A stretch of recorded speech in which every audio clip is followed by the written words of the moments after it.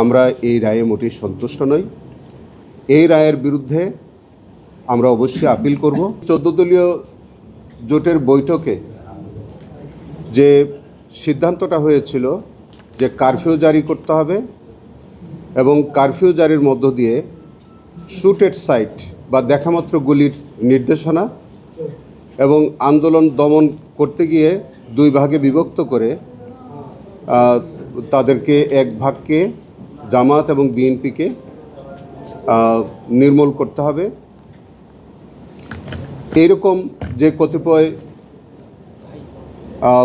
অপরাধমূলক সিদ্ধান্ত ছিল, সেই বৈঠকে হাসানুল হক ইনু অন্যতম শরিক নেতা হিসেবে তিনি অংশগ্রহণ করেছিলেন। তিনি মিরর নাও নামে একটি সংবাদ মাধ্যমে, ভারতীয় সংবাদ মাধ্যমে তিনি সাক্ষাৎকার দিয়েছিলেন। সেখানেও এই আন্দোলনকারীদেরকে জঙ্গি ট্যাগ দিয়েছিলেন। তিনি নিউজ 24-এ একটা সাক্ষাৎকার দিয়েছিলেন, সেখানেও তিনি আন্দোলনকারীদেরকে, জামাত বিএনপিকে জঙ্গি ট্যাগ দিয়েছিলেন। তিনি একটি শেখ হাসিনার সাথে 2টি অডিও রেকর্ডে তার সাথে কথাবার্তা বলেছিলেন। সেই অডিও কলে দুইটি কলেই হাসানুল হক ইনু প্রধানমন্ত্রীকে টেলিফোন করে প্রধানমন্ত্রীর এই যে অপরাধমূলক কর্মকাণ্ড, এইগুলোকে তিনি জাস্টিফাই করেছিলেন। তিনি বলেছিলেন যে প্রধানমন্ত্রী যেসব সিদ্ধান্ত নিচ্ছে সেগুলো কারেক্ট। প্রধানমন্ত্রী বলেছিলেন যে এর আগে তিনি এই জঙ্গিদেরকে ফাঁসি দিয়েছেন। হাসানুল হক ইনু এটাকে সমর্থন করে বলেছিলেন এইবারও তিনি জঙ্গি কার্ড খেলবেন এবং সেই জঙ্গি কার্ড খেলার মধ্য দিয়ে তিনি প্রধানমন্ত্রীকে বিভিন্ন রকমের পরামর্শ দিয়েছিলেন যে আন্দোলনকারীদেরকে 2টি ভাগে ভাগ করতে হবে, জামাত বিএনপিকে চিহ্নিত করে করে নির্মূল করতে হবে। তিনি কুষ্টিয়ার এসপিকে তিনি নির্দেশনা দিয়েছিলেন। তার নির্দেশনার প্রেক্ষিতে কুষ্টিয়াতে 6 জন নিহত হয়েছিলেন। তার এইসব উস্কানিমূলক বক্তব্যে, তার এই ষড়যন্ত্রমূলক কর্মকাণ্ডে সারা বাংলাদেশে প্রায় 1400-এর মতো ছাত্র জনতা শহীদ হন, প্রায় 15,000-এর বেশি মানুষ আহত হয়েছিলেন। এবং এই সব কিছুর দায় তিনি একজন সুপিরিয়র কমান্ড রেসপন্সিবিলিটির আওতায় শেখ হাসিনার বিরুদ্ধে যেভাবে এই দায়টা আসে, ঠিক একই রকম দায় হাসানুল হক ইনুর বিরুদ্ধেও বর্তায়।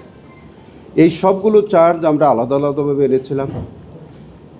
ট্রাইব্যুনাল তার বিচার বিশ্লেষণে তারা মনে করেছেন যে আমরা 3টি চার্জ প্রমাণ করতে সক্ষম হয়েছি, বাকিগুলো পারিনি। কিন্তু আমরা খুব পরিষ্কারভাবে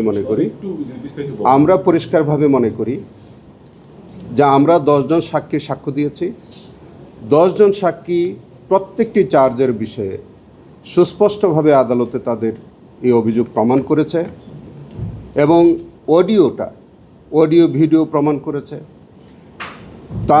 তিনি আদালতে 2 জন সাফাই সাক্ষী দিয়ে তিনি কিন্তু পরিষ্কারভাবে তার যে অডিও রেকর্ডিং, মিরর সাক্ষাৎকার এবং চ্যানেল 24-এ তার যে বক্তব্য, এগুলি চ্যানেল 24 নিউজ 24, সেইগুলোতে সবগুলো বক্তব্য তিনি কিন্তু স্বীকার করেছিলেন। তো তার এরকম স্বীকারোক্তির পর অন্যান্য চার্জ প্রমাণিত হবে না, এটা আমাদের কাছে বোধগম্য মনে হয়নি। আমরা খুব পরিষ্কারভাবে বলতে চাই যে প্রসিকিউশন পক্ষ প্রত্যেকটি চার্জ তার বিরুদ্ধে সন্দেহাতীতভাবে প্রমাণ করতে সক্ষম হয়েছে। আসামি হাসানুল হক ইনুর বিরুদ্ধে 3টি চার্জে, প্রতি চার্জে 10 বছর করে 30 বছরের সাজা দিয়েছে এবং 2 লক্ষ টাকা জরিমানা করেছে। আমরা এই রায়ে মোটেই সন্তুষ্ট নই। আমরা মনে করি তিনি তার যে অপরাধমূলক কর্মকাণ্ডের জন্যে তিনি সর্বোচ্চ শাস্তি পাওয়ার জন্যে তাকে সর্বোচ্চ শাস্তি দেওয়া উচিত ছিল।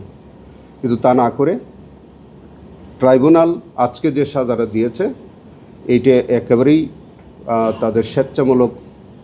আমার মনে হয় যে তারা যথাযথভাবে সাক্ষীর সাক্ষ্য পর্যালোচনা করতে ব্যর্থ হয়েছেন। আমরা এই রায়ে মোটেই সন্তুষ্ট নই। এই রায়ের বিরুদ্ধে আমরা অবশ্যই আপিল করব। পাশাপাশি আমরা মনে করি যে 3টি চার্জে তারা শাস্তি দিয়েছে, এই 3টি রায়েও এই শাস্তি অপ্রতুল। এই সাজা বৃদ্ধির জন্য আমরা আপিল করব। যেসব চার্জ থেকে অব্যাহতি পেয়েছেন, খালাস দিয়েছেন, সেইগুলি সহ যেগুলোতে শাস্তি দিয়েছেন সেইগুলো সাজা বৃদ্ধির জন্য আমরা রায়ের কপি প্রাপ্তির সাপেক্ষে আমরা যথাসময়ে আপিল দায়ের